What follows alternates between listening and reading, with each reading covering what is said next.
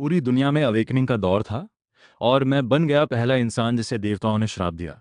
बस इसलिए क्योंकि मैंने साबित करने की कोशिश की कि देवता असल में राक्षस है। मैंने बिना सोचे एसएसएस लेवल जॉब यानी अनडेड कैलमिटी छोड़ दी। सब मुझे पागल समझने लगे, मेरी गर्लफ्रेंड तक मुझे छोड़ने की बात करने लगी।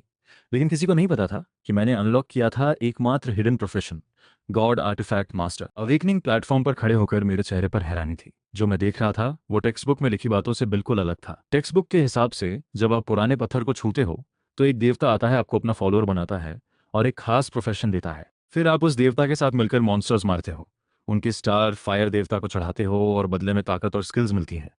लेकिन मेरे सामने एक नहीं, पूरे 4 देवता खड़े थे। पहले देवता ने प्रोफेशन ऑफर किया। वो थी एक युद्ध की देव, सुनहरे कवच में, हाथ में पवित्र तलवार लिए। वो मुझे नीचे से ऊपर तक देख रही थी, चेहरे पर घमंड साफ झलक रहा था। उसने कहा, अवेकनर, मैंने तुम्हारी मेहनत और लगन महसूस की है।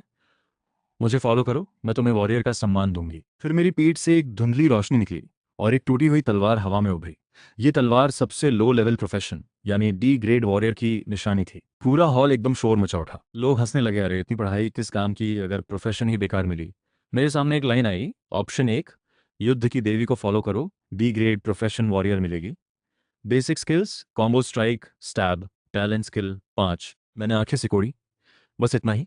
ये देवी मुंह से तो बड़ी बड़ी बातें कर रही थी, लेकिन दे रही थी सबसे घटिया डी ग्रेड प्रोफेशन। मैंने बिना सोचे मना कर दिया। फिर मैंने नजर घुमाई दूसरे देवता की तरफ। दूसरा देवता काली चादर में छुपा था और उससे एक तेज खतरनाक एनर्जी निकल रही थी। जब उसने देखा मैंने पहली देवी को मना किया तो उसके चेहरे पर हल्की खुशी आई। उसने मेरी तरफ हाथ बढ़ाया और बोला, समझदार हो तुम, बनो वॉइड का हथियार, चीरो अंधेरे को। तभी एक काली धार मेरी गर्दन के पास आकर रुकी। सामने आया, ऑप्शन 2, वॉइड स्पिरिट का सेवक बनो, S grade profession shadow assassin मिलेगी।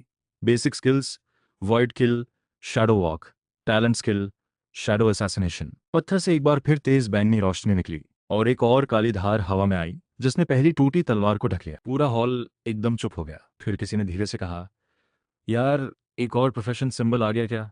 वांग ब्याओ का चेहरा पीला पड़ गया। वो एकदम उठकर चिल्लाया, एक इंसान 2 प्रोफेशंस कैसे अनलॉक कर सकता है? प्रिंसिपल लिन जेंगनन ने मेज पर मुक्का मारा और खड़े होकर बोले, शाबाश बेटा, यह एस ग्रेड प्रोफेशन है।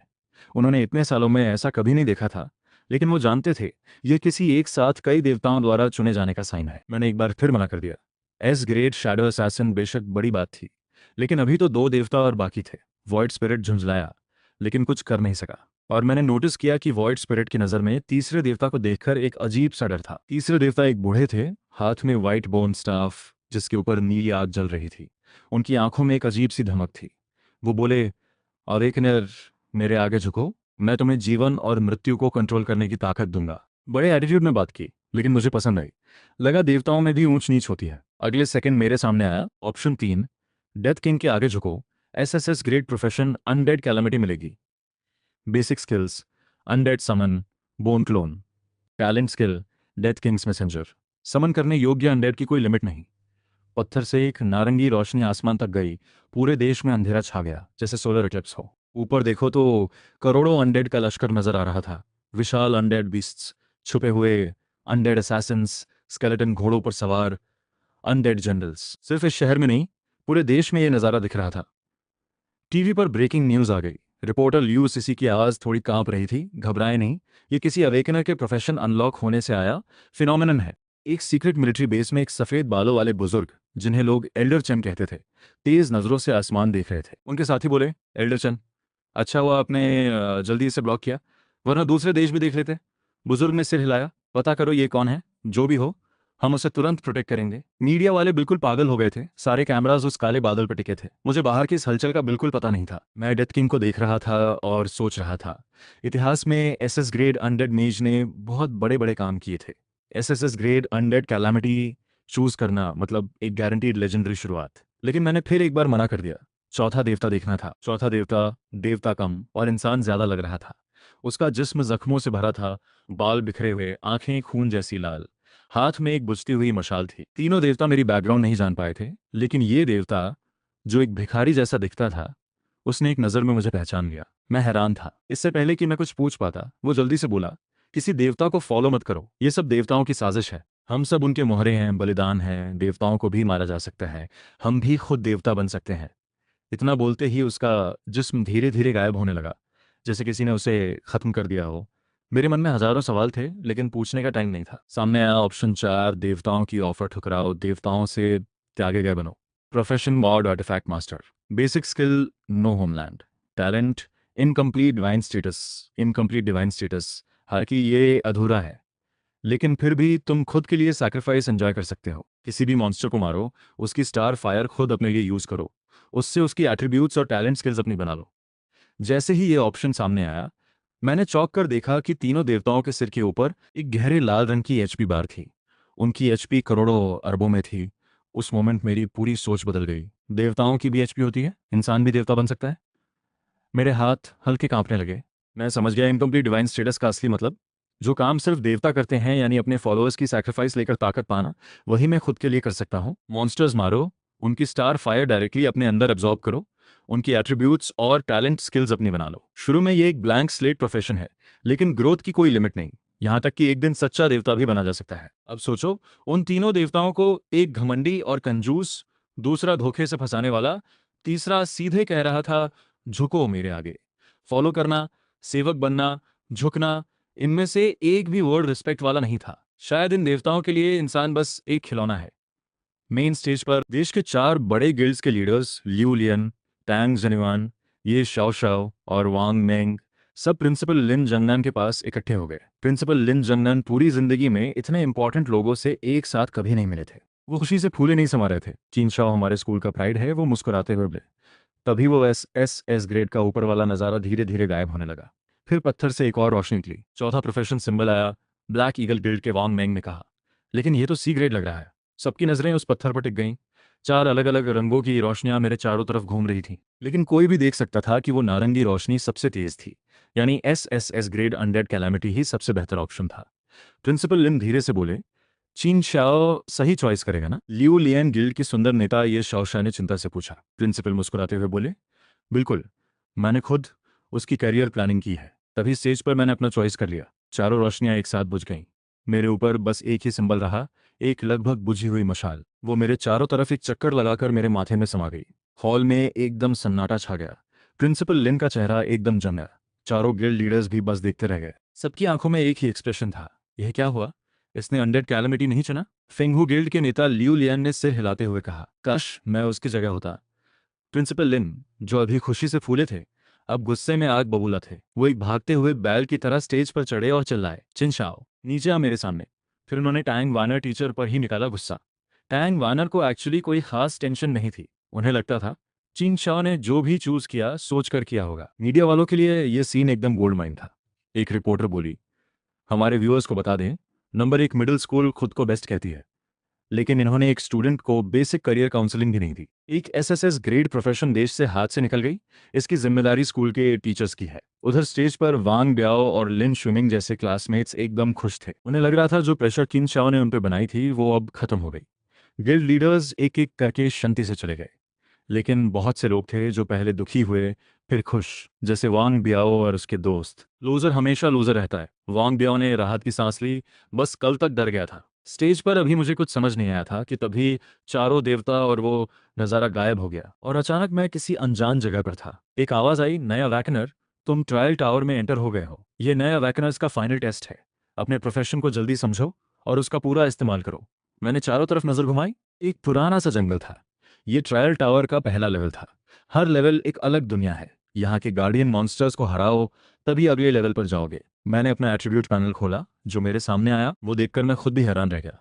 शुरुआती चारों एट्रीब्यूट्स यानी कॉन्स्टिट्यूशन, स्ट्रेंथ, एजिलिटी और स्पिरिट, सब केवल 5-5 पॉइंट्स थे। एचपी और अटैक डिफेंस भी सबसे low level D grade profession से भी कम था। और स्टार्टिंग स्किल्स एक भी नहीं। बस एक टैलेंट था, इनकम्प्लीट डिवाइन स्टेटस। मैंने उसका डिस्क्रिप्शन पढ़ा, देवताओं से त्यागे गए जन का डिवाइन स्टेटस। हालांकि अधूरा है, लेकिन सैक्रिफाइस एंजॉय कर सकते हो। स्टार फायर सैक्रिफाइस करने पर डिवाइन स्टेटस पूरा हो सकता है। बस यही है ना सही? उम्मीद है मैंने गलत बेट नहीं लगाई। तभी जंगल में हलचल हुई। ट्रायल टावर के फर्स्ट लेवल के गार्डियन मॉन्स्टर्स आ गए। वो थे टेढ़े मेढ़े, पेड़ की टहनी जैसे दिखने वाले गॉब्लिन्स। मैंने इन्हें पहचान लिया। गॉब्लिन सबसे कमज़ोर मॉन्स्टर्स होते हैं, लेकिन अभी मेरी जो हालत थी उसमें इन्हें भी हल्के में नहीं ले सकता था। मैंने अपना स्पीयर थाम लिया और सावधानी से पीछे हटा। सामने 3 गॉब्लिन्स थे। अगर तीनों एक साथ अटैक किया तो मेरे जैसे ब्लैंक स्लेट कैरेक्टर के लिए बड़ी मुश्किल होती। सामने वाला गॉब्लिन हाथ में आयरन सोर्ड लिए मुझ पर झपटा। मैंने स्पीयर से उसकी सोर्ड को साइड में किया और उसके ध्यान हटते ही उस गॉब्लिन ने चीखते हुए गिरा। मैं आगे बढ़ा, स्पीयर से स्वीप और स्लैश लगाए। उसकी एचपी आधे से नीचे आ गई। तभी बाकी दोनों गॉब्लिन्स ने अटैक किया, लेकिन मैं घबराया नहीं। आगे बढ़कर पहले वाले गॉब्लिन को स्पीयर से पियर्स किया। उसकी बची हुई एचपी खत्म हो गई। पहला गॉब्लिन गिर गया। बाकी दोनों और भी एंग्री हो गए, लेकिन मैं लेफ्ट राइट से आते हुए अटैक्स के बीच काम रहा। फुटवर्क से बचता रहा, स्पीयर से ब्लॉक करता रहा। उन दोनों का एक भी अटैक नहीं लगा। उल्टा मेरे काउंटर अटैक से उनकी एचपी लगातार गिरती रही। 5 मिनट बाद आखिरी गॉब्लिन भी गिर गया। तीनों की डेथ से 3 लाइन्स ऑफ वाइट लाइट मेरे ऊपर आईं। मेरे एक्सपीरियंस से मैं एक लेवल ऊपर चला गया, लेकिन मेरी नज़र तीनों गॉब्लिन की बॉडीज पर टिकी थी। हर बॉडी से एक हल्की सी आग की लौ निकल रही थी। यही है स्टार फायर। मॉन्स्टर्स को मारो, स्टार फायर मिलती है। उसे देवता को चढ़ाओ, बदले में देवता तुम्हें नई स्किल्स या अपग्रेड देता है। गॉब्लिन की स्टार फायर सैक्रिफाइस करो, मैंने सोचा। वो आग की लपटें एक एक करके मेरे जिस्म में समा गईं। नोटिफिकेशन आई, goblin star fire sacrifice successful, talent word unlocked, wild earth power, strength attribute plus 100। मेरे मन में खुशी की लहर दौड़ गई। 100 स्ट्रेंथ पॉइंट्स। मेरा अटैक 135 तक पहुंच गया। तो यही एहसास है खुद के लिए सैक्रिफाइस एंजॉय करने का। अधूरा डिवाइन स्टेटस होकर भी इतना पावरफुल इफेक्ट मिला। सोचो, जिन देवताओं का डिवाइन स्टेटस कंप्लीट है, वो रोज अरबों फॉलोअर्स की सैक्रिफाइस लेते हैं, उन्हें कितनी ताकत मिलती होगी। पहला लेवल अभी बड़ा था। पहले लेवल में बस 2-3 गॉब्लिन्स नहीं थे। उनके नेता को मारने के बाद ही अगले लेवल में जा सकते थे। मैंने स्पीयर थामा और जंगल के अंदर बढ़ता गया। जल्दी ही गॉब्लिन्स का एक और झुंड मिला, लेकिन अब मेरे पास 135 अटैक पॉइंट्स थे। मैं किसी देवता की तरह उन पर टूट पड़ा, एक एक करके सबको गिराया। फिर एक बड़े जिस्म वाला गॉब्लिन आया, हाथ में विशाल स्पाइक्ड क्लब, और उसने मुझ पर वार किया। मैंने एक तरफ घूमकर अटैक तोड़ा और अपना आयरन स्पीयर उसकी जांग में घुसेड़ दिया। गॉब्लिन नेता दर्द से चिल्लाया। मैं उसके चारों तरफ तेजी से घूमता रहा और स्पीयर से लगातार काउंटर अटैक्स लगाता रहा। उसकी एचपी आधे से नीचे आ गई। तब उसकी आंखें लाल हो गईं और वो पागल जानवर की तरह मुझ पर झपट पड़ा। लेकिन यही तो मैं चाहता था। मैंने एक स्टेप साइड में लिया और स्पीयर सीधे उसके गले में उतार दिया। एक हाई डैमेज नंबर उछला। वो विशाल गॉब्लिन नेता धड़ाम से गिरा। उसकी बॉडी से भी स्टार फायर की। गॉब्लिन नेता की स्टार फायर सैक्रिफाइस करो। मैंने स्पीयर की नोक से उसकी बॉडी को छुआ। एक नोटिफिकेशन आई, गॉब्लिन नेता की star fire sacrifice successful, skill unlock, बजर्क। मेरा दिल एकदम उछल गया। बजर्क। मैंने स्किल पैनल खोला। पहली बार जो अब तक खाली था, उसमें एक स्किल आई, berserk. Skill level B. Effect, orc race की एक्सक्लूसिव स्किल। एक्टिवेट करने पर डैमेज और अटैक स्पीड 30% बढ़ जाती है। इफेक्ट खत्म होने पर वीकनेस स्टेट आती है। डिफेंस 50% घट जाती है। मैं थोड़ा एक्साइटेड था, तभी सामने एक और लाइन आई, क्या 10 स्टार फायर पॉइंट्स खर्च करके इस स्किल को अपग्रेड करोगे? मैं एकदम रुक गया। स्टार फायर पॉइंट्स इस काम के लिए भी यूज होते हैं। स्किल्स को अपग्रेड किया जा सकता है। मैंने अपग्रेड किया। 10 स्टार फायर पॉइंट्स खर्च हुए। बेर्जर्क अपग्रेड होकर बन गई beast blood boiling. Beast blood boiling level B. Effect, high level bloodline वाले ऑक्स का टैलेंट स्किल। एक्टिवेट करने पर डैमेज और अटैक स्पीड 50% बढ़ती है। इफेक्ट खत्म होने पर थोड़े समय की वीकनेस आती है। डिफेंस 30% घटती है। साथ ही दुश्मन को किल करने पर ड्यूरेशन एक्सटेंड होता है। उधर ट्रायल टावर के बाहर क्लास टीचर टैंग वानर मेरा व्यू बड़ी चिंता से देख रही थी, और टावर के अंदर मेरे कानों में एक मैकेनिकल साउंड आई, बधाई हो, ट्रायल टावर का फर्स्ट लेवल क्लियर हो गया, सेकंड लेवल में ट्रांसफर हो रहे हो। मेरी आंखों के सामने एक पल के लिए अंधेरा छा गया और मैं एक बड़े अंधेरे केव में था। चारों तरफ पत्थर की दीवारें और गीली मिट्टी थी। तो यह है ट्रायल टावर का सेकंड लेवल। मेरे मन में डर कम था, एक्साइटमेंट ज़्यादा। सिर्फ फर्स्ट लेवल की गॉब्लिन्स को सैक्रिफाइस करके मुझे बीस्ट ब्लड बॉइलिंग जैसी स्किल मिल गई। तो आगे क्या मिलेगा, यही सोच रहा था। तभी सेकंड लेवल के मॉन्स्टर्स ने दस्तक दी। केव की जमीन से अचानक काली काली वाइन रूट्स फूट निकली। वो थॉर्न्स जैसी नुकीली थीं, देखकर ही रूह कांप जाए। मैं तुरंत पीछे कूदा, स्पीयर उठाकर 2 वाइन्स पर जोर से वार किया। दोनों कट गईं और ज़मीन पर तड़पने लगीं जैसे जिंदा हों। मुझे थोड़ा अजीब लगा, इनकी एचपी तो बहुत कम है। लेकिन अगले सेकंड में चारों तरफ से और वाइन्स निकल आईं और मुझे घेर लिया। मैंने जल्दी से उन्हें पूरी तरह निकलने से पहले ही काट दिया, लेकिन कटी हुई वाइन्स की जगह पर फिर नहीं निकल आईं। तो मुझे सिचुएशन की गंभीरता समझ आई। इनकी एचपी कम है, लेकिन ये मरती ही नहीं। जितनी काटो उतनी और उगती हैं। इन्हें खत्म करने का एक ही तरीका था, इनकी मदर को मारो। मैं स्पीयर उठाकर उस डायरेक्शन में दौड़ा जहां से वाइन्स निकल रही थी। रास्ते में अनगिनत वाइन्स फूटती रहीं, लेकिन मैं फुटवर्क से सबको अवॉइड करता रहा। 7-8 टनल्स घूमने के बाद केव के बीच में एक बड़ी मोटी ट्री रूट खड़ी थी। उससे अनगिनत वाइन रूट्स निकल रही थी। और सबसे अजीब बात, उस ट्री रूट में एक इंसान का चेहरा उगा हुआ था। यही है मदर। मैंने देर नहीं लगाई, आयरन स्पीयर उठाया और जोर से उस रूट में घुसेड़ दिया। एक डैमेज नंबर उछला और उसकी एचपी बार सामने आई। Undead tree spirit grade elite boss, HP 50,000, danger level high 50,000 HP. लेकिन इससे भी बड़ी मुश्किल ये थी कि ट्री स्पिरिट की बॉडी पर एक हीलिंग नंबर आ रहा था। जितना डैमेज मैं डील करता वो कुछ सेकंड्स में वापस रिकवर हो जाता। अब समझ आया इस लेवल का मतलब। इन वाइन रूट्स को खत्म करना है तो इस अनडेड ट्री स्पिरिट को मारना होगा। लेकिन ये हील भी बहुत तेज करती है और जल्दी किल भी नहीं होगी। जितना टाइम लगेगा उतनी ज़्यादा वाइन्स निकलती रहेंगी। यानी ये लेवल टेस्ट करता है कि तुम्हारा डैमेज आउटपुट कितना है। ज़्यादातर अवेकनर्स यहाँ आकर सरेंडर कर देते, लेकिन मेरे लिए ये बिल्कुल असंभव नहीं था। टावर के बाहर प्रिंसिपल लिन जेंगनान माथे पर बल डाले बड़बड़ा रहे थे।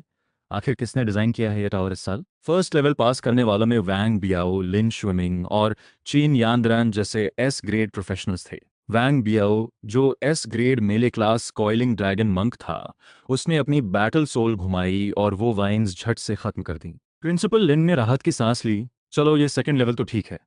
लेकिन तभी कैमरा में वो विशाल मदर ट्री रूट दिखी। सब देखने वाले एक साथ बोल उठे, अरे बाप रे, ये तो अनडेड ट्री स्पिरिट है। इसे तो लेवल 10 का प्रोफेशनल भी मुश्किल से मार पाता है। एक कोने में टैंग वानर मेरा व्यू बड़े ध्यान से देख रही थी।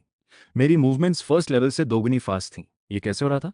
उधर मैं ट्री स्पिरिट की मदर के चारों तरफ घूम घूम कर फुल आउटपुट दे रहा था। बीस्ट ब्लड बॉइलिंग एक्टिवेट की, अटैक और स्पीड दोनों बढ़ गई।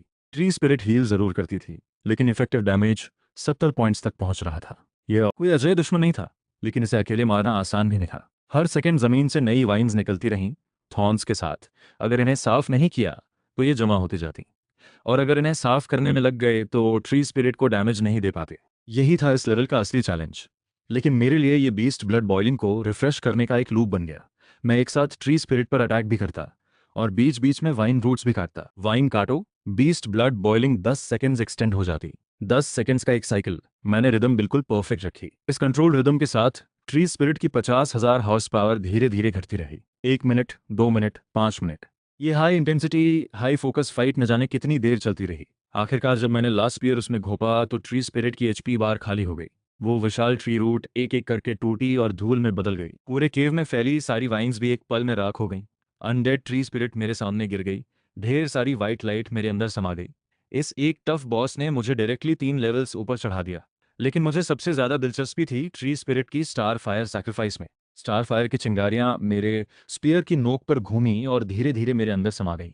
Undead tree spirit star fire sacrifice successful. Talent word unlock, photosynthesis, recovery grade S. Effect, हर सेकंड में मैक्स एचपी का 1% रिकवर होता है। एस ग्रेड टैलेंट, वाकई में बेसाल। तभी एक फेमिलियर मैकेनिकल साउंड आई, बधाई हो, सेकंड लेवल का गार्डियन डिफीट हो गया। थर्ड लेवल में ट्रांसफर हो रहे हो। पलक झपकते मैं उस अंधेरे केव से एक खुले स्वैम्प में आ गया। तभी एक नोटिफिकेशन आई, बधाई हो, तुम 5वें अवेकनर हो जो थर्ड लेवल में पहुंचे हो। ट्रायल टावर में कुल 47 अवेकनर्स हैं। मैं थोड़ा चौंका। मुझे पता था मैं पहला नहीं हूँगा, लेकिन पास रेट इतना कम। फिर सोचने का टाइम नहीं मिला। स्वैम्प के काले पानी में से 3 ह्यूमन शेप्ड मॉन्स्टर्स निकले। एक लो वेव लाइक साउंड की आवाज़ आई और मेरी तरफ आई, स्वैम्प सायरन्स। मैं फौरन पास की एक बड़ी पत्थर की आड़ में कूद गया। अगले सेकंड एक मैजिकल साउंड वेव मेरे कान के पास से निकल गई। ये तो मैजिकल अटैक था। मेरा चेहरा गंभीर हो गया। इन स्वैम्प सायरन्स की साउंड वेव अटैक का रेंज बहुत वाइड होता है, और ये लेवल खुले स्वैम्प में सेट था। यहाँ बस यही एक पत्थर था जो थोड़ी बहुत कवर दे सकता था। इन्हें मारना मुश्किल नहीं, इनकी फिजिकल डिफेंस ज़्यादा नहीं है। लेकिन प्रॉब्लम ये थी कि जैसे ही एक पर अटैक करो, बाकी 2 की साउंड वेव तुरंत आएगी। स्वैम्प टेरेन में वैसे ही मूवमेंट स्लो हो जाती है। तो ये लेवल टेस्ट करता था स्टैमिना और एंड्योरेंस। जैसे ये बात समझ आई, मेरे होठों पर एक स्माइल आई। सिंपल है स्ट्रैटेजी। एक सायरन पर अटैक करो, डैमेज डील करो, फिर पत्थर की आड़ में वापस आ जाओ। कुछ हिट्स खाने होंगे, लेकिन फोटोसिंथेसिस रिकवरी से एचपी अपने आप वापस आएगी। फिर दोबारा अटैक। चलो शुरू करते हैं। मैं एकदम से उठा और सबसे पास वाली स्वैम्प सायरन पर टूट पड़ा। वो घबरा गई। मेरा स्पीयर तेजी से उसमें घुसा और मैं तुरंत वापस भागा। साथ ही दोनों तरफ से साउंड वेव्स आईं, सीधे सिर पर। 2 डैमेज नंबर्स मेरे ऊपर से उछले। लेवल 8 पर आ गया था मैं। दोनों हिट्स खाने के बाद आधी एचपी बची थी। लेकिन वो अटैक जो मैंने सायरन पे किया, उसकी एचपी भी आधे से ज्यादा घट गई थी। अब पत्थर की आड़ में बैठे बैठे फोटोसिंथेसिस रिकवरी काम कर रही थी। एचपी आंखों के सामने वापस भर रही थी। बस यही रिपीट करना था, एचपी भरने दो, फिर अटैक, फिर वापस आ जाओ। ट्रायल टावर के थर्ड लेवल में एक अजीब सीन बन गया। एक लड़का हाथ में आयरन स्पीयर जानबूझकर साउंड वेव्स खाता, सायरन पर एक वार करता और पत्थर की आड़ में वापस छुप जाता। फिर डरते डरते एचपी भरने का इंतजार करता। 10-15 मिनट बाद स्पीयर पर टेकता हुआ मैंने लंबी सांस ली। इस हिट एंड रन स्ट्रैटेजी से आखिरकार तीनों सायरन्स को ढेर कर दिया। तीनों जैसे ही गायब हुई, एक साउंड आई, hydroskin. Skill level B. Effect aquatic race का exclusive talent skill, water stream body को रैप कर लेती है। ज़्यादातर स्लो और क्राउड कंट्रोल इफेक्ट से इम्यूनिटी मिलती है। पैसिव इफेक्ट मूवमेंट स्पीड 15% बढ़ती है। बधाई हो, थर्ड लेवल का गार्डियन डिफीट हो गया, फोर्थ लेवल में ट्रांसफर हो रहे हो। साथ ही एक नोटिस आई कि इस लेवल में सभी गार्डियंस को मारने की जरूरत नहीं, बस सेंटर में बने ट्रांसफर फॉर्मेशन तक जिंदा पहुंचो। ट्रांसफर फॉर्मेशन तक पहुंचना है, गार्डियंस नहीं मारने। यह सुनकर मुझे थोड़ी शंका हुई। पिछले 3 लेवल्स के डिजाइन देखे थे, सब में कोई ना कोई चाल थी, तो फोर्थ लेवल में भी कुछ तो ट्रैप होगा। कुछ सेकंड्स बाद फोर्थ लेवल में पहुंचते ही मैं आंखें फाड़ कर देखता रह गया। यहाँ कुछ मॉन्स्टर्स नहीं थे, एक पूरा गोस्ट फायर स्पाइडर का घोंसला था। इस तरह के स्पाइडर देखकर ही 9 में से 10 लोगों की हिम्मत जवाब दे जाए। पूरे लेवल में हर तरफ स्पाइडर वेब्स बिछी थी, जैसे किसी ने पूरी जगह को वेब का जेल बना दिया हो। मेरे मुंह से निकला, हाय माँ। मैं उन वेब्स के बीच भागने लगा। हर तरफ से वेब अटैक्स आ रहे थे। हाइड्रोस्किन एक्टिवेट करो। मैंने अभी मिली नई स्किल को तुरंत ऑन किया। एक वाटर स्ट्रीम मेरे पैरों को रैप कर गई। अब वेब्स में पैर फंसने की फीलिंग खत्म हो गई, मूवमेंट स्मूथ हो गई। मैं फोर्थ लेवल के सेंटर की तरफ तेजी से भागा, लेकिन स्किल के बावजूद इतने स्पाइडर्स के बीच कुछ तो लगेगा ही। कंधे पर एक स्टिंग महसूस हुआ। Ghost fire poison state activate हो गई।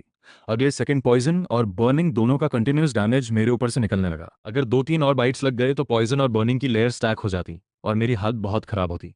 मैं पूरी जान लगाकर ट्रांसफर फॉर्मेशन की तरफ दौड़ता रहा। फॉर्मेशन बस कुछ कदम दूर थी, लेकिन ठीक उस मोमेंट पर मैं अचानक रुक गया। दोनों पैर फॉर्मेशन की एकदम एज पर। पीछे से स्पाइडर्स की फौज आ रही थी, लेकिन मेरे मन में अचानक एक आइडिया आया, एक लालची जोखिम भरा आइडिया। मैंने स्पीयर उठाया और उन गोस्ट फायर स्पाइडर्स पर स्वीप किया जो मुझ पर टूट पड़ रहे थे। इन स्पाइडर्स की एचपी दूसरे लेवल की वाइन से भी कम थी, बस 10 पॉइंट्स। एक हिट में खत्म। लेकिन ये चांस ज्यादा देर नहीं टिकेगा। अपनी गिरती एचपी को देखते हुए मैंने आंखें सिकोड़ी और स्पीयर से एक एक करके सामने आते सभी गोस्ट फायर स्पाइडर्स को साफ करता रहा। टैंग वानर बाहर बैठी देख रही थी। यह क्या कर रहा है? चीन शाओ फॉर्मेशन तक पहुंच गया था, वापस क्यों मुड़ा? उनके हिसाब से स्पाइडर्स को मारने का कोई फायदा नहीं था। इतने छोटे स्पाइडर्स से एक्सपीरियंस भी कुछ खास नहीं मिलता। इनसे टाइम वेस्ट करना मतलब फाइनल स्कोर बर्बाद करना। चीन शाओ तू कर क्या रहा है? मैं खुद भी बहुत हाई प्रेशर में था। एक तरफ स्पाइडर्स को अवॉइड करना, दूसरी तरफ अपनी गिरती एचपी को देखना। धीरे धीरे स्पाइडर्स की तादाद बढ़ती गई और मेरी एचपी एक क्वार्टर तक आ गई। बस अब और नहीं, मुझे फॉर्मेशन में जाना होगा। गोस्ट फायर स्पाइडर्स की स्टार फायर सैक्रिफाइस करो। स्पेयर की नोक से मैंने आखिरी मोमेंट पर सैक्रिफाइस शुरू की। उसी वक्त उसने एक कदम पीछे लिया और एक पैर ट्रांसमिशन सर्कल में जा पड़ा। चारों तरफ का नजारा घूमने लगा और तभी चेन शाओ के कानों में वो आवाज आई जिसका उसे इंतजार था। नई टैलेंट स्किल मिली, गोस्ट फायर पॉइजन। ये एक स्पेशल स्किल है, लेवल 1। इसका इफेक्ट ये है कि लावा पॉइजन स्टाफ में रहने वाले गोस्ट फायर पर्ल जाति का ये जहर इस्तेमाल करने के बाद टारगेट पर चिपक जाता है।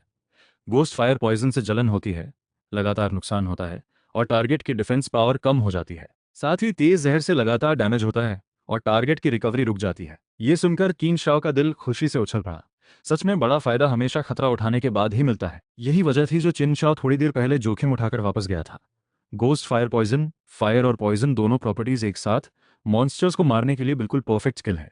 चिन शाओ मन ही मन खुश हो रहा था, लेकिन खुश होने का मौका ही नहीं मिला, क्योंकि तभी जमीन हिलने लगी। 5वीं लेयर का गार्डियन मॉन्स्टर आने वाला था। फिर एक बड़ा सा साया किन शाओ की नजरों के सामने आया। वो एक विशाल भालू था जिसका बॉडी किसी छोटे पहाड़ जैसा था और जिसके बाल सुइयों जैसे खुरदरे थे। Ghost clawbear. Condition adult, level 15, elite level boss. Danger level extremely dangerous. सामने के मॉन्स्टर को देखकर चिन शाओ का चेहरा गंभीर हो गया। ये गोस्ट क्लॉ बेयर अकेले एक पूरी प्रोफेशनल टीम को चुनौती दे सकता था और आसपास कोई जगह भी नहीं थी छुपने की। फिर भी चिन शाओ ने हार मानने की नहीं सोची। वजह साफ थी, गोस्ट क्लॉ बेयर के ऊपर मोटी फर थी, यानी फायर अटैक्स इस पर ज्यादा असरदार थे। और ये एक ऑर्डिनरी क्रीचर था, यानी पॉइजन का भी इस पर ज्यादा असर होगा। उसी वक्त टावर के बाहर अवेकनिंग सेरेमनी प्लाजा में प्रिंसिपल लिन जमनान खिंचे हुए चेहरे के साथ बड़ी स्क्रीन को घूर रहा था। उसने दांत पीसते हुए कहा, इस साल ये ट्रायल टावर आखिर किस कमीने ने डिजाइन किया है? बस पहली 2 लेयर्स में गॉब्लिन ट्राइब और अनडेड ट्री स्पिरिट्स ने करीब 90% अवेकनर्स को बाहर कर दिया। फिर तीसरी लेयर में स्वॉम्प बैंशीज ने उन सभी स्लो वॉरियर टाइप प्लेयर्स को बाहर कर दिया। हाँ, कुछ लॉन्ग रेंज वाले प्लेयर्स जरूर पत्थरों की दरारों में छुपकर 3 स्वॉम्प बैंशीज को मार पाए। फिर आई चौथी लेयर, गोस्ट फायर पर्ल से भरी हुई। उन्हें देखकर लिन जेंगनान का भी सिर चकरा गया। उस वक्त लाइव ब्रॉडकास्ट स्क्रीन पर बचे थे बस कुछ एस लेवल अवेकनर्स और थोड़े से ए लेवल प्लेयर्स। पेनलॉन्ग मॉन्क वैंग डियाओ अपनी पूरी डिफेंस के दम पर डैमेज सहते हुए ट्रांसमिशन सर्कल की तरफ भाग रहा था। इतनी मुश्किल के बावजूद ट्रांसमिशन सर्कल तक पहुंचते पहुंचते उसकी हालत बस किसी तरह बची। उसकी वेपन की प्रॉपर्टीज गोस्ट फायर पर्ल्स के बिल्कुल उल्टी थीं, इसलिए वो पूरी तरह अपनी एस लेवल शील्ड पर डिपेंड था। बड़ी मुश्किल से वो ट्रांसमिशन सर्कल तक पहुंची। शैडो हंटर बनी स्कूल की खूबसूरत चिन यानियन ने अपनी डॉज और एम्बुश स्किल्स के दम पर किसी तरह ट्रांसमिशन सर्कल पार किया। वो 5वीं लेयर तक पहुंचने वाली इकलौती लड़की बनी और पहले फायर मैजिक से अनडेड ट्री स्पिरिट को मारने वाली, फिर फायर रॉकेट से स्वॉम्प बैंशी को खत्म करने वाली लियू वुयन। जब वो चौथी लेयर में गोस्ट फायर पर्ल के नेस्ट में पहुंची तो उसे समझ आया यहाँ कुछ नहीं होने वाला। एक फ्रेजाइल मेज के तौर पर वो बस कुछ कदम ही चल पाई और पर्ल नेट में फंस गई। लियू रुयान का चेहरा पीला पड़ गया और उसने सीधे क्विट कर दिया। प्रिंसिपल लिन को लग रहा था कि इस बार के अवेकनर्स में बस कुछ सीड प्लेयर्स ही बचे हैं। वो बड़बड़ाए हुए वोंग बियाओ और लिन शूमिंग के व्यू को फॉलो कर रहे थे। तभी 5वीं लेयर में एडल्ट गोस्ट क्लॉबेयर सामने आया। उसे देखकर सभी फिर से भड़क उठे। बोले, यार ये जानवर यहाँ किसने डाला? इसे तो नए अवेकन प्लेयर्स छोड़ो, एक पूरी प्रोफेशनल टीम भी आसानी से नहीं जीत सकती एक एडल्ट गोस्ट क्लॉबेयर से। आखिर इस साल के ट्रायल टावर का डिजाइनर कौन है? सुना है ऊपर से कोई बड़ा आदमी आया है। उसी वक्त जियांगहाई सिटी की एक सीक्रेट बेस में पूरी ऑब्जर्वेशन रूम में बड़ी बड़ी हाई डेफिनेशन स्क्रीन्स लगी थीं। लगभग सब बाहर हो चुके थे। ये देखकर नी शाओ के चेहरे पर हल्की सी निराशा आई। लगता है इस साल का ट्रायल टावर यहीं खत्म हो जाएगा। जियांगहाई सिटी में कोई नहीं है जो 5वीं लेयर पार कर सके। पास खड़े रिसर्चर वांग लिन ने मन ही मन सोचा, भला कौन अडल्ट घोस्ट क्लॉबेयर को ट्रायल टावर में रखेगा? एस लेवल अवेकनर भी अभी अभी अवेकन होने के बाद गोस्ट क्लॉबेयर से अकेले नहीं जीत सकता। लेकिन नी शाओयू ने बड़े आराम से कहा, सच में? ये तो बस हमारा बेसिक सिलेक्शन क्राइटेरिया है। पास खड़ा रिसर्चर वांग लिन मन ही मन पसीना पोंछने लगा। नी शाओयू ने पेन चबाते हुए ठंडे लहजे में कहा, बस अफसोस इस बात का है कि इस साल के अवेकनर्स 5वीं लेयर भी नहीं पार कर पाए। हिडन लेयर तो बहुत दूर है। उस छोटे से बंदे को पकड़ने में मुझे काफ़ी मेहनत लगी थी। उसी वक्त ट्रायल टावर की 5वीं लेयर में उसने ब्लाइंडली अटैक नहीं किया। गोस्ट क्लॉब बेयर का बॉडी किसी छोटे पहाड़ जैसा था, पीठ पर मोटे मोटे बाल जैसे किसी मजबूत आर्मर की तरह। उसकी खूंखार आंखें घूरे जा रही थी इस इंट्रूडर को। लेकिन जब तक यहाँ आ ही गया हूँ, बिना लड़े हटना, ये चीन शाओ का स्टाइल नहीं। गोस्ट क्लॉब बेयर भी उसी की तरह बड़ा और पावरफुल स्ट्रेंथ टाइप मुझसे था। स्पीड ज़्यादा तेज नहीं थी, लेकिन अटैक ज़बरदस्त था। जीतना है तो फास्ट फुटवर्क पर रिलाई करना होगा। स्किल ऑन करते ही चीन शाओ की मूवमेंट स्पीड फिर से बढ़ गई। गोस्ट क्लॉ बेयर ने दहाड़ते हुए हमला बोल दिया। इस तरह के मॉन्स्टर्स के अटैक्स सिंपल होते हैं 3 मूव्स में।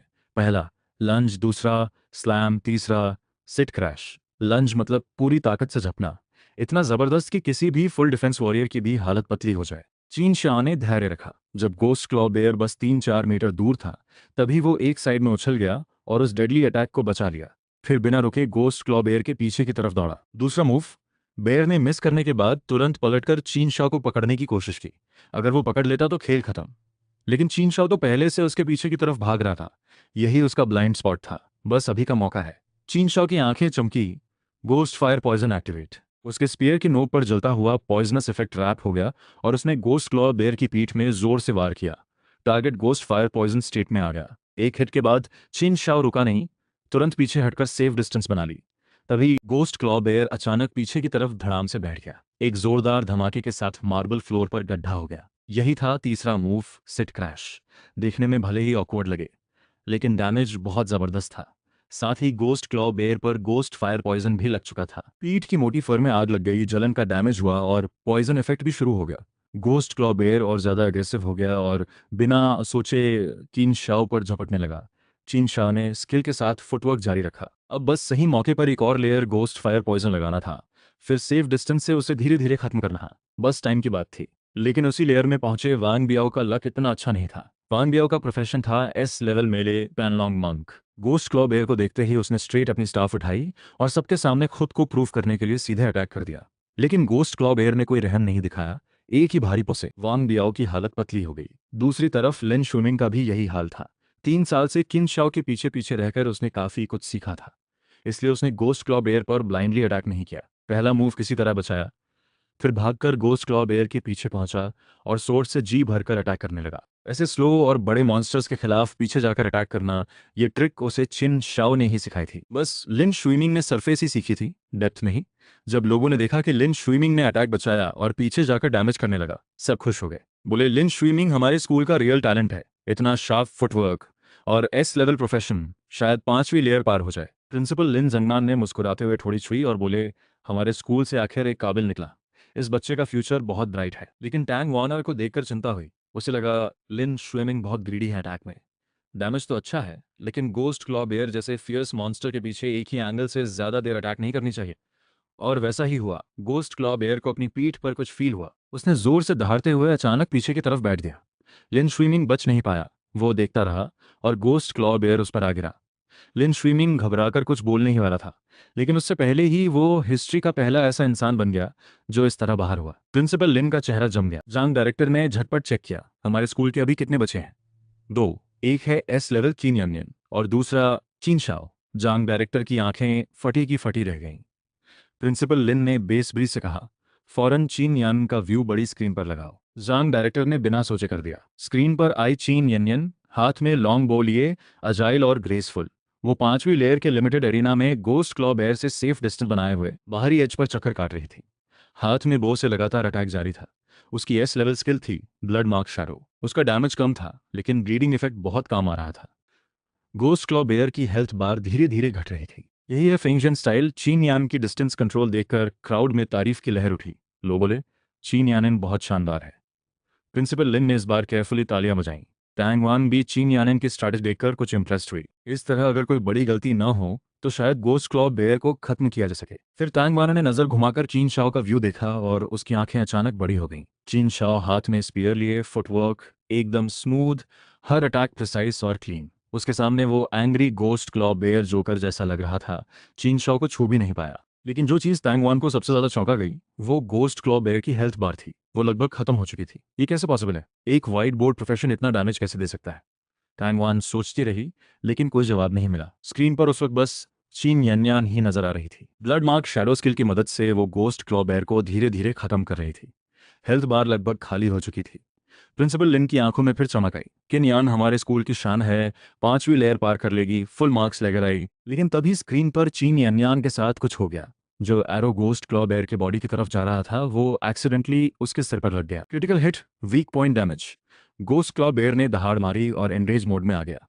उसका बॉडी जमीन से उछला और दोगुनी स्पीड से किन यान्यान की तरफ दौड़ पड़ा। किन यान्यान ने डॉज करने की कोशिश की, लेकिन ओपन एरिना में कहीं जाने की जगह नहीं थी। वो बस देखती रही जैसे एनरेज्ड गोस्ट क्लॉ बेयर का पंजा उस पर आया और फिर एक वाइट लाइट में ओवर गई। अनाउंसमेंट आया, चिन यान eliminated. Final score 5th layer. जैसे जैसे चिन यान यान का व्यू ग्रे होता गया, आखिरी एस लेवल भी गोस्ट क्लॉ बेयर से नहीं जीत पाया। प्रिंसिपल लिन अब कंट्रोल नहीं कर पाया, गाली बकता हुआ चिल्लाया।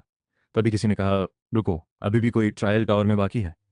जब सब उठकर जाने लगे तो स्क्रीन अचानक किसी और व्यू पर स्विच हो गई। स्क्रीन पर था एक वाइट ड्रेस्ड लड़का, हाथ में स्पीयर, बिल्कुल शार्प फुटवर्क के साथ गोस्ट क्लॉ बेयर के हर अटैक के ब्लाइंड स्पॉट में घूम रहा था। और गोस्ट क्लॉ बेयर की हेल्थ बार बस थोड़ी सी बची थी। ये कौन है? पहली बार इस बार 3S लेवल अवेकनर्स थे, फिर ये कैसे पॉसिबल है? सबकी आंखें फटी रह गईं। लेकिन उसी बैच के कुछ अवेकनर्स ने उसे पहचान लिया। रुको, ये तो वो है।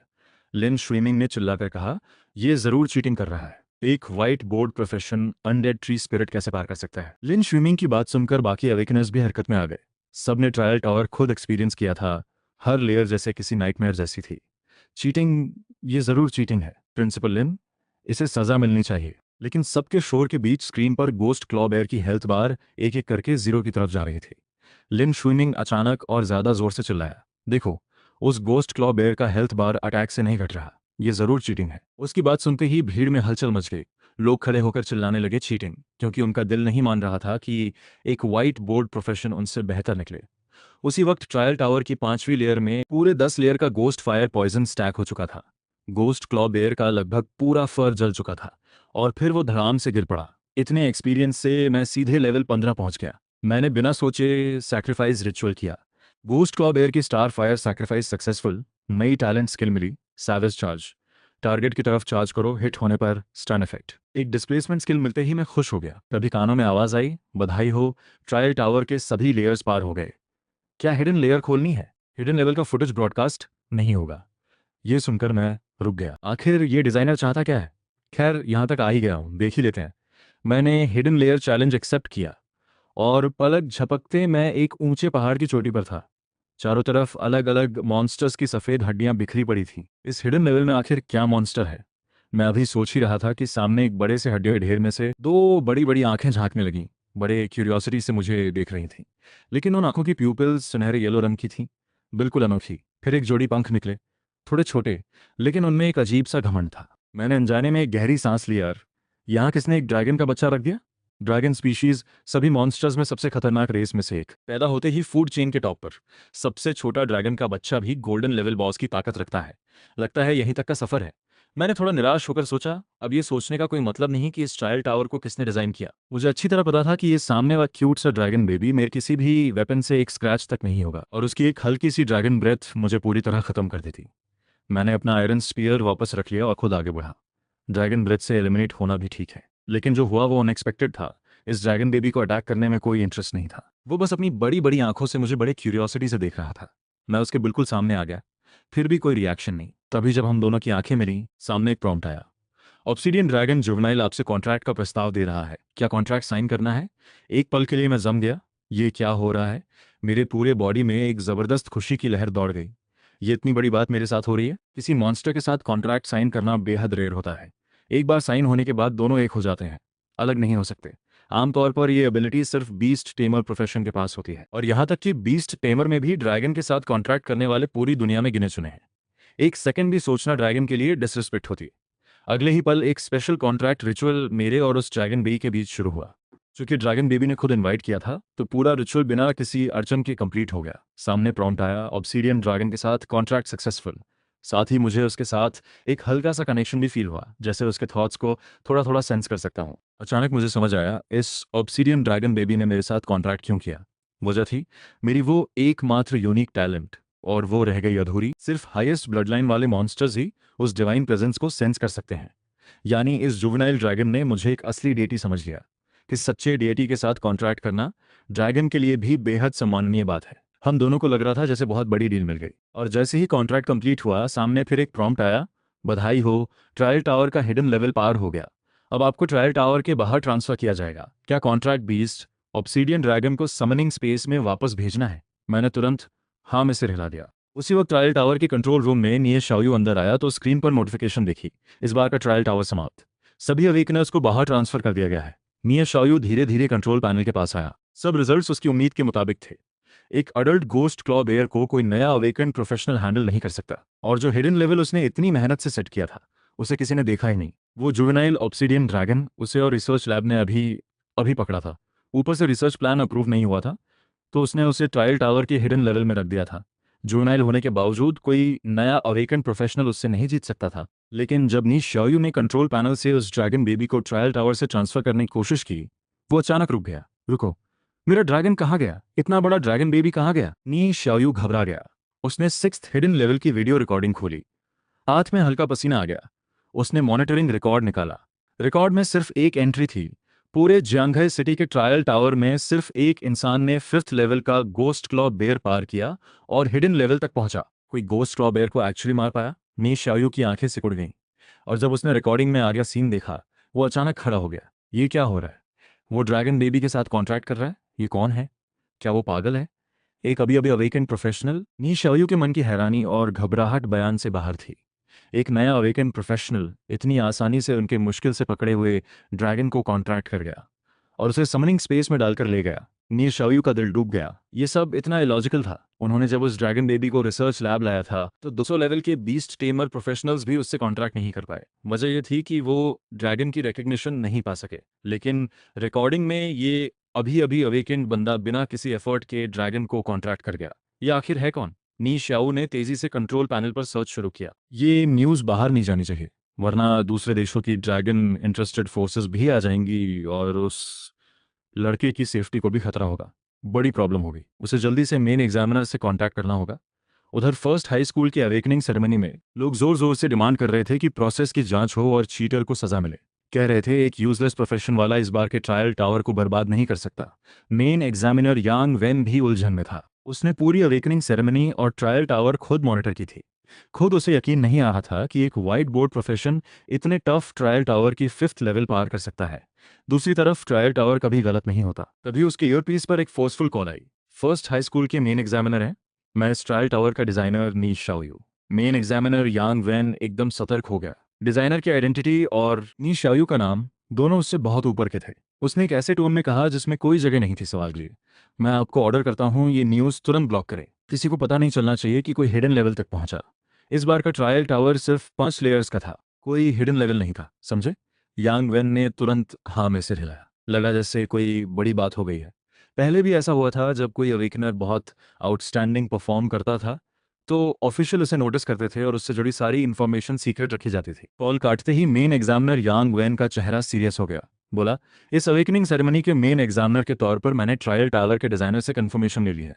मैं ऑफिशियल तौर पर डिक्लेयर करता हूँ, इस ट्रायल टावर में कोई प्रॉब्लम नहीं थी, कोई चीटिंग या शॉर्टकट नहीं हुआ। अब मैं पर्सनली फर्स्ट प्लेस का स्पेशल रिवॉर्ड दूंगा। यांग मैन की बात सुनते ही पूरी सेरेमनी में एकदम साइलेंस हो गया। जो लोग अभी तक चिल्ला रहे थे सबके मुंह बंद हो गए।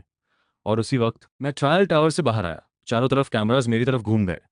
यांग वैन ने एक एनवलप में बंद कार्ड मुझे दिया। ये जियांगहे सिटी के इक्विपमेंट वेयरहाउस का वेपन एक्सचेंज वाउचर था, साथ में 1 लाख गोल्ड कॉइन्स। बोले, इस वाउचर से तुम वेयरहाउस से कोई भी लेवल 30 से नीचे का गोल्डन लेवल इक्विपमेंट ले सकते हो। मेरा दिल खुश हो गया। Golden level equipment, trial tower के ऑफिशियल्स ने इस बार सच में बड़ा गिफ्ट दिया। लेकिन तभी लिन शुमिंग की नज़र मेरे हाथ में उस वेपन एक्सचेंज वाउचर पर पड़ी और उसकी आंखों में जलन साफ दिख रही थी। बोला, गोल्डन लेवल इक्विपमेंट उस जैसे बेकार के पास रहना वेस्ट है। लिन शुमिंग की बात पर कई लोगों ने हाँ में सिर हिलाया। कहने लगे, ट्रायल टावर में फर्स्ट आया तो क्या हुआ, इतना यूजलेस प्रोफेशन बैटलफील्ड पर जाते ही असलियत सामने आ जाएगी। इतना कीमती गोल्डन लेवल वेपन वाउचर उसे देना बिल्कुल सही नहीं है। तानों और सवालों की आवाज़ें बढ़ती रहीं। मैंने बस हल्का सा मुस्कुराया, सिर हिलाया और भीड़ से बाहर निकल गया। थोड़ी देर बाद जैसे ही मैं अपने उस छोटे से 20 स्क्वायर फीट के किराए के कमरे में पहुंचा, दिमाग में अचानक एक तेज अर्ज उठी। अभी मैंने एग्री भी नहीं किया था, लेकिन समनिंग स्पेस से एक ग्लोइंग समनिंग सर्कल अचानक मेरे उस छोटे से कमरे में खुल गया। ये ड्रैगन बेबी खुद ही बाहर आ गया। ऑब्सिडियन ड्रैगन की बड़ी बड़ी गोल्डन आंखें कमरे की हर चीज को क्यूरियोसिटी से देख रही थी। अभी उसका साइज करीब 1 मीटर था, लेकिन उस छोटे से कमरे में भी वो थोड़ा टाइट लग रहा था। मैंने सोचा, ड्रैगन पालना तो क्लियरली बहुत महंगा काम है, लेकिन ये ड्रैगन बेबी कमरे को देखकर कोई परेशानी नहीं दिखा रहा था, बल्कि क्यूरियोसिटी से कमरे के हर कोने में घूमा, फिर पंख फड़फड़ाकर सोफा पर कूद गया और आराम से कर्ल होकर बैठ गया। मुझे सच में अच्छा लगा। ये ड्रैगन को घर छोटा नहीं लगा, लेकिन अभी चैन की सांस भी नहीं ले पाया था कि वो ड्रैगन बेबी सीधे मुझे घूरने लगा। मुंह से मासूमियत से 2 आवाजें निकाली, ड्रैगन बेबी भूखा है। मैंने फौरन फ्रिज खोला। अच्छा हुआ कुछ फ्रोजन मीट था। मैंने उस छोटी सी किचन में जल्दी जल्दी बनाया। ड्रैगन बेबी फ्रिज के ऊपर बैठकर क्यूरियोसिटी से देखता रहा, लेकिन अभी डिश निकाली भी नहीं थी कि उस ड्रैगन ने सारा मीट एक झटके में साफ कर दिया। मैंने मन ही मन सोचा, ड्रैगन पालना सच में बहुत एक्सपेंसिव है। खाने पीने के बाद ड्रैगन बेबी बड़े शांत मिजाज से सोफा पर कर्ल होकर सो गया। मैंने इस मौके का फायदा उठाया और उसके एट्रीब्यूट्स चेक की। एक नज़र में ही मेरी आंखें फटी रह गईं। ये ड्रैगन बेबी सिर्फ लेवल 5 था, लेकिन उसकी एचपी थी पूरे 30,000। 2 टैलेंट स्किल्स थीं, एक ड्रैगन ब्रेथ जो ऑलरेडी एस लेवल थी, दूसरी थी ऑब्सिडियन स्पिरिट आर्मर जो एसएस लेवल तक पहुंच चुकी थी। लगभग सभी एट्रीब्यूट डैमेजेस और एबनॉर्मल स्टेटसेस से इम्यून। अटैक और डिफेंस स्टैट्स मुझसे कहीं आगे। कोई हैरानी नहीं कि ड्रैगन स्पीशीज इतनी ओवरपावर्ड होती है। सिर्फ जुवेनाइल होते हुए भी गोल्डन लेवल के बराबर था, और जब ये बड़ा होगा तो किसी डिजास्टर से कम नहीं होगा। यहाँ तक कि इस जुवेनाइल ऑब्सिडियन ड्रैगन की इनसेन डिफेंस और एचपी नए बैच के सभी प्रोफेशनल्स को पहले ही बीट कर देती है। फिर ड्रैगन ब्रेथ जैसा वाइड रेंज डैमेज तो है ही, इसके होते हुए मेरे पास एक नेचुरल इनविंसिबल टैंक नहीं होगा क्या? मेरे मन में एक उत्साह जागा। आखिर मैंने ड्रैगन बेबी के साथ कॉन्ट्रैक्ट साइन किया है, टेक्निकली उसका ओनर भी मैं ही हूँ। मैंने मेंटली उसे कॉल किया, लेकिन वो ड्रैगन बेबी जो आराम से सो रहा था, उसने बस एक आंख खोली, मुझे आलसी नज़र से देखा और फिर आंख बंद करके सोता रहा। मेरी हालत हो गई। उसने कॉल ज़रूर रिसीव किया था, लेकिन वो था कि उठा ही नहीं। क्या मेथड गलत है? मैं उठकर बैठा और टेबल पर टर्मिनल खोला। फर्स्ट हाई स्कूल का डेटाबेस एक्सेस किया और सर्च करने लगा। Beast taming basics. उसी वक्त जांघाई सिटी के कंट्रोल रूम में नी शाओयू की पतली उंगलियां भी टर्मिनल पर तेजी से चल रही थीं। जल्द ही उसने मेरी पूरी इंफॉर्मेशन निकाल ली। नी शाओयू ने हाथ उठाकर एक लेजी स्ट्रेच ली और बोला, एक वाइट बोर्ड प्रोफेशन ड्रैगन को कॉन्ट्रैक्ट कैसे कर सकता है? अगले दिन सुबह मैं जांघाई इक्विपमेंट वेयरहाउस पहुंचा, अपना golden level weapon exchange voucher use करने। गेट पर सिक्योरिटी ने वेरीफाई किया, फिर मैं अंदर गया। अंदर जाते ही नज़ारा देखकर दिल खुश हो गया। एक के बाद एक शेल्फ्स पर ढेर सारे इक्विपमेंट सजे हुए थे, अलग अलग लेवल्स और प्रोफेशंस के हिसाब से। लेकिन मेरा असल मकसद इक्विपमेंट नहीं था, मुझे एक ऑफ हैंड वेपन चाहिए था, यानी शील्ड।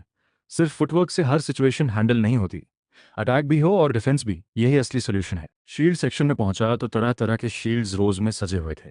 मेरी नज़र एक एक करके शेल्फ्स पर घूमती रही और तभी एक शील्ड का नाम आंखों में अटक गया, टाइगर चेस्ट वॉर शील्ड। मैं आगे बढ़ा और उसके एट्रीब्यूट्स चेक की।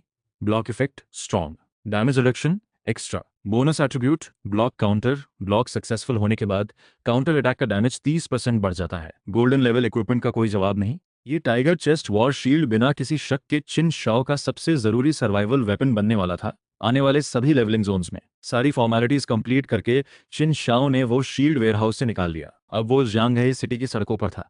चारों तरफ नजर दौड़ाई तो बाजार में जैसे मेला लगा हुआ था। आज नए अवेकनर्स के प्रोफेशनल लाइफ का पहला दिन था। सभी गिल्ड्स नए मेंबर्स रिक्रूट कर रहे थे। बहुत से इंडिपेंडेंट प्लेयर्स सड़कों पर फिक्स्ड टीममेट्स ढूंढ रहे थे। और इन सब के बीच थे छोटे छोटे वेंडर्स, नए खिलाड़ियों के लिए बिगिनर इक्विपमेंट बेच रहे थे। उनके लिए ये एक बड़ा बिजनेस अपॉर्चुनिटी था, क्योंकि हर नए अवेकनर को स्टार्टर गियर चाहिए होता है। हर किसी के पास ऑक्शन में सूट खरीदने के पैसे नहीं होते। तभी एक जीन्स पहने वेंडर ने चिन शाओ को देखा और झट से रोक लिया। भाई, नया अवेकनर हो क्या? जांघाई सिटी के आसपास के लेवलिंग जोन का मैप लोगे? चीन शाओ की उम्र और स्टाइल देखकर आज की बात करें तो ये सारे मैप्स बिल्कुल नए थे। चीन शाओ ने जांघाई सिटी के आसपास के लिंक जोन एरियाज को रिजेक्ट नहीं किया था। ये एरियाज हमेशा एक जैसे नहीं रहते। कहीं नया डंजन क्रैक खुल जाता है तो कहीं मॉन्स्टर्स इधर उधर भटकने लगते हैं। ये सारी इन्फॉर्मेशन हर साल बदलती रहती है। चिन शाह ने फटाफट 100 गोल्ड कॉइन निकाला और बोला, एक मैप दो और साथ में गिल्ड्स के लिंक जोन्स की लेटेस्ट इन्फॉर्मेशन भी चाहिए। वो जो जीन्स पहने छोटा सा वेंडर था, उसने किन शाह को देखा जैसे पहचान गया हो। फिर चुपके से जेब से एक एनवेलप निकाला और धीरे से बोला, आप तो सच में जानकार हैं। ये इन्फॉर्मेशन कल रात की है, एकदम फ्रेश। चारों बड़े गिल्ड्स जो लिंक जोन्स लेने वाले हैं, सब उसमें मार्क है। हम जैसे छोटे सोलो प्लेयर्स को उनसे दूर ही रहना चाहिए। यही वो इन्फॉर्मेशन थी जो चीन शाओ को चाहिए थी। हर बार जब नए अवेकन प्रोफेशनल्स आते हैं तो शुरू में चारों बड़े गिल्ड्स किसी न किसी एरिया पर कब्जा कर लेते हैं अपने नए मेंबर्स को लेवल अप कराने के लिए। बाकी छोटे गिल्ड्स भी ऐसा ही करते हैं। इसलिए जहां चीन शाओ को लेवल करना था, वहां इन सबसे बच के रहना जरूरी था, ताकि भीड़ भाड़ से दूर रहे। एनवेलप खोला तो अंदर थे कुछ एस रैंक अवेकनर्स के बारे में न्यूज़। पहली खबर, फर्स्ट मिडिल स्कूल का एस रैंक अवेकनर लिन शुनिंग बाय गिल्ड ज्वाइन कर चुका है। दूसरी खबर, फर्स्ट मिडिल स्कूल का एस रैंक अवेकनर वैंग बियाओ ब्लैक ईगल गिल्ड में गया है। चीन शाओ ने एक बार फिर से पढ़ा, लिन तियान, लिन शुइमिंग, वैंग बियाओ। वैंग बियाओ तो पहले से ही चीन शाओ का दुश्मन था। हर तरह के छोटे बड़े हथकंडे इस्तेमाल करता था, सब सामने था। लेकिन लिन शुइमिंग अलग था, बहुत चालाक और छुपा रुस्तम। चीन शाओ को पहले से लग रहा था कि ये बंदा कुछ गहरी सोच रखता है, लेकिन ये नहीं सोचा था कि इतनी छोटी सोच का निकलेगा। चीन शाह ने जो भी उसके लिए किया उसे वो ऊपर से नीचे देखना समझता रहा। अब लिन शूनिंग बे गिल्ड ज्वाइन कर चुका था, जहां उसे एक इंपॉर्टेंट टैलेंट की तरह ट्रेन किया जाएगा। उसकी नेचर देखते हुए वो चुप नहीं बैठेगा। लेकिन इस बार चीन शाह के नाम की लिस्ट में वो था, बे गिल्ड। चीन शाह ने धीरे से कहा, बे गिल्ड चारों में सबसे अमीर गिल्ड है। इसके नेता तांग जेन्युआन के पास अरबों का एम्पायर है। बे में सब कुछ पैसों से खरीदा जाता है, रिसोर्सेज, ट्रेनिंग, सब कुछ। अपने टॉप टैलेंट्स को तो ये लोग बेहिसाब सपोर्ट देते हैं। लिन स्विमिंग जैसे S rank dual shot fighter को बाय ने चुना, ये हैरानी की बात नहीं। लेकिन बाय जैसी बड़ी गिल्ड भी एक सोल प्लेयर चिन शाओ के पीछे खुलकर नहीं पड़ेगी, सिर्फ लिन स्विमिंग की वजह से। और यही चिन शाओ के लिए मौका था अपने तरीके से बढ़ने का। बाकी बेकार न्यूज़ को स्किप करते हुए चिन शाओ ने लेटेस्ट एरिया मैप खोला। जांघे सिटी के आसपास जो लिंक जोन्स थे, उनमें से 30 लेवल से नीचे के और चीन शाओ के लिए सेफ जोन्स कई थे।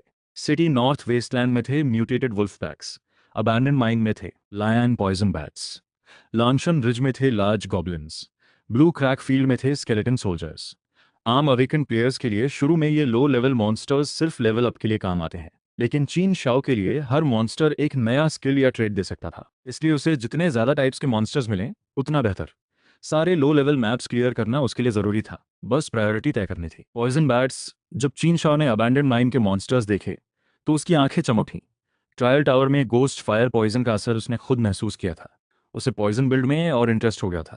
अगर नए पॉइजन टाइप्स मिल जाएं तो बॉसेस और टफ मॉन्स्टर्स को हैंडल करना और आसान हो जाएगा। और ये अबैंडन माइन अंडरग्राउंड था, डार्क और कॉम्प्लेक्स टनल्स, यहाँ कम ही प्लेयर्स आते थे।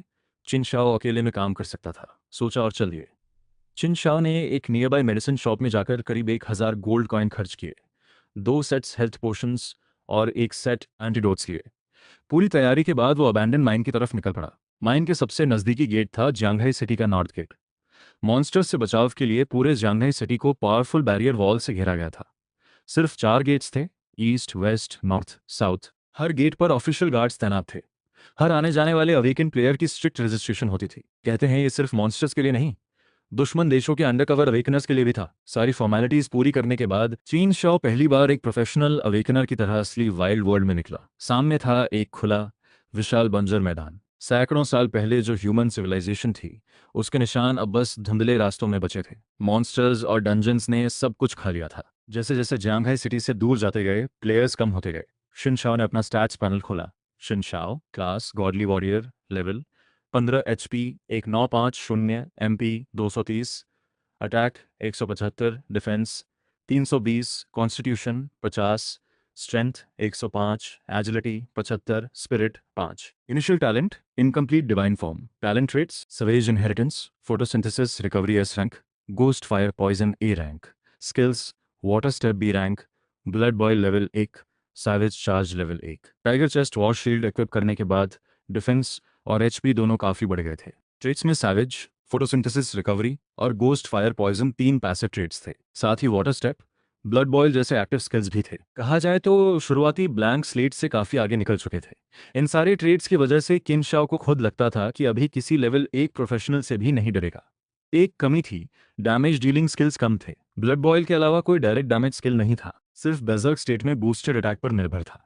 तभी चिन शाओ को याद आया, ट्रायल टावर में फायर सीड्स खर्च करके उसने सैवेज को ब्लड बॉयल में अपग्रेड किया था। तो फायर सीड्स का असली काम यही था।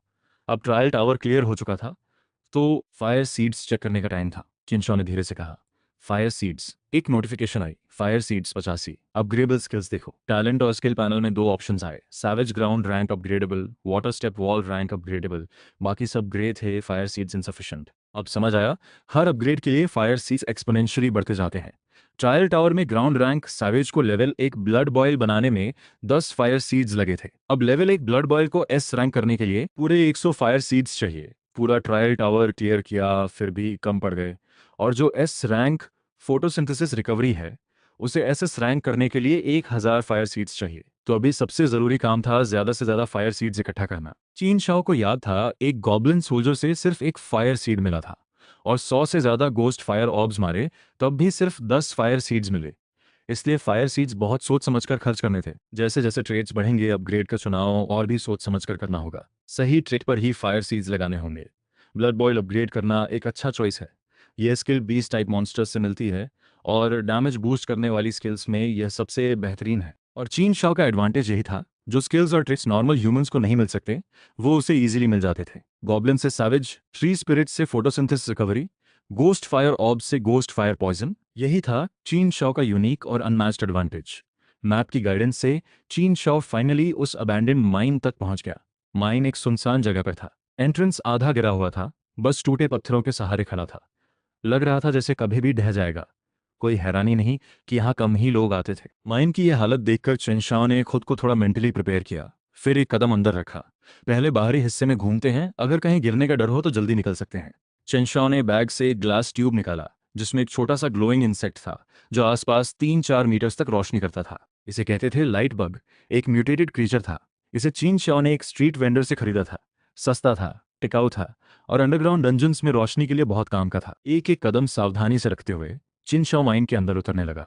दीवारों पर जो निशान थे वो बता रहे थे ये जगह कम से कम सैकड़ों साल पुरानी है। थोड़ा आगे जाते ही जमीन पर काले रंग के छोटे छोटे दाने दिखे, बैट्स। चिन शाओ तुरंत अलर्ट हो गया। लाइट बग को कमर पर लगाया, एक हाथ में आयरन स्पीयर, दूसरे में टाइगर चेस्ट शील्ड। धीरे धीरे आगे बढ़े।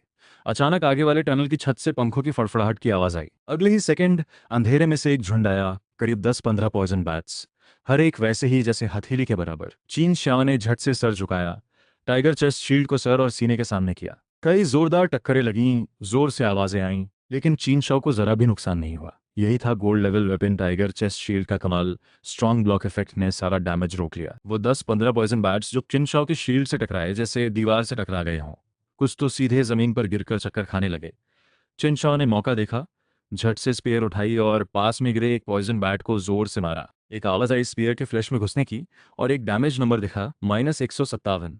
साथ ही उस पॉइजन बैट का HP बार भी दिखा। पॉइजन बैट लेवल 11, HP 200 के करीब। एक पॉइजन बैट का HP करीब 200 था।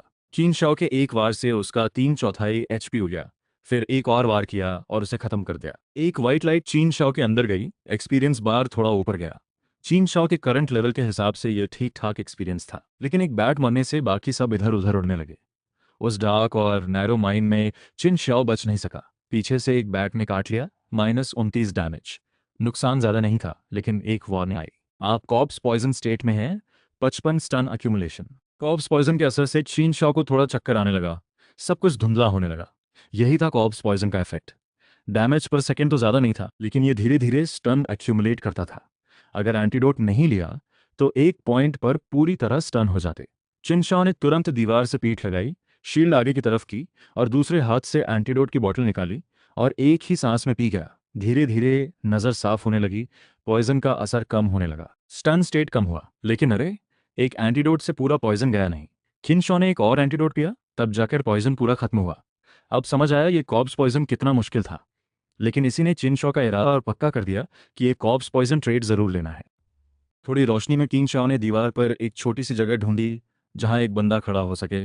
वहां घुस गए, शील्ड से पूरा बॉडी कवर किया और स्पीयर से आगे वाले बैट्स पर अटैक करने लगे। एफिशिएंसी बढ़ाने के लिए चिनशाओ ने ब्लड बॉयल एक्टिवेट किया।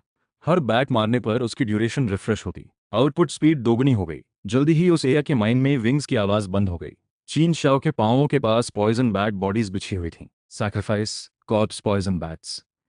एक एक करके गोस्ट फायर उन बॉडीज से निकली और चिनशाओ के अंदर आने लगी। Corpse poison bat sacrifice success, fire seeds +1।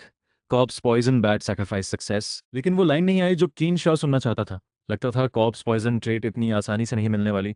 चिनशाओ ने स्पीयर साफ की, खून पोंछा और माइन के अंदर और आगे बढ़ गया। आगे भी एक के बाद एक कॉर्प्स पॉइजन बैट्स के ग्रुप्स मिले। चिनशाओ ने सब साफ किए। उन कॉर्प्स पॉइजन बैट्स की एक और परेशानी थी। उस अंधेरे और पेचीदा माइन में वो चिनशाओ को पहले ही भांप लेते थे। हर ग्रुप के पास पहुंचने पर एक सरप्राइज अटैक मिलता। जरा सी गलती पर कॉर्प्स पॉइजन लग जाता।